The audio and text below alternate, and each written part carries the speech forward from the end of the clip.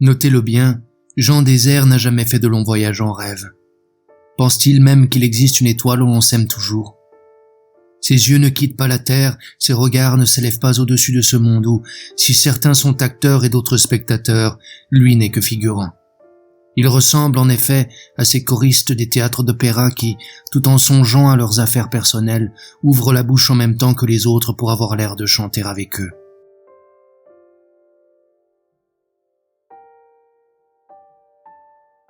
Il considère la vie comme une salle d'attente pour voyageurs de 3e classe. Du moment qu'il a pris son billet, il ne lui reste plus, sans bouger davantage, qu'à regarder passer les hommes d'équipe sur le quai. Un employé l'avertira lorsque le convoi partira, mais il ignore encore vers quelle autre station.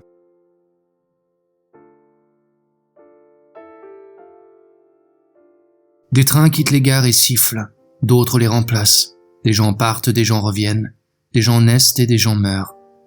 Le nombre d'âmes restera le même. Et voici l'heure de l'apéritif. On vit, on circule, on se croise sans se connaître dans la lumière des devantures. Des milliers de pieds mélangent la boue de tous les quartiers et la pétrissent pour en faire cette pâte uniforme qu'il faudra brosser demain matin sur les souliers encore humides.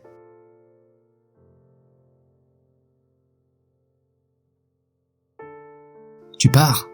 Il le faut. Je vais travailler un instant et me coucher de bonne heure. Je dois me lever tôt demain matin. Pourquoi faire? Ma vie.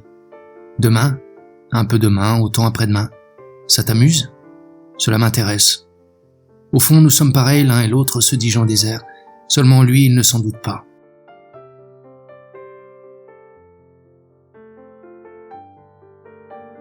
Oui, le père d'Elvire vendait des couronnes, non pas en or pour les grands de la terre, ni de laurier pour les triomphateurs, ni de roses pour les convives, mais de sombres et fragiles verreries, les seules définitives ici-bas.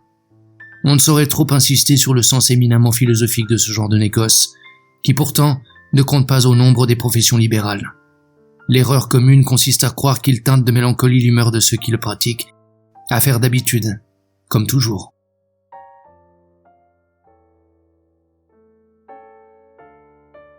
Deux chalands sont amarrés, l'un près de l'autre, joue à joue. Une corde grince par instant. Chaland, pense Jean Désert, je vous comprends. Vous passez votre existence rectiligne dans ces canaux étroits. Vous attendez devant les écluses, vous traversez des villes, tirés par des remorqueurs qui proclament sous les ponts leur fierté de posséder une sirène, comme de vrais navires. Vous me ressemblez, somme toute. Vous n'irez jamais jusqu'à la mer. Puis il releva le collet de son pardessus et rentra se coucher, car cela même, un suicide, lui semblait inutile, se sachant de nature interchangeable dans la foule et vraiment incapable de mourir tout à fait.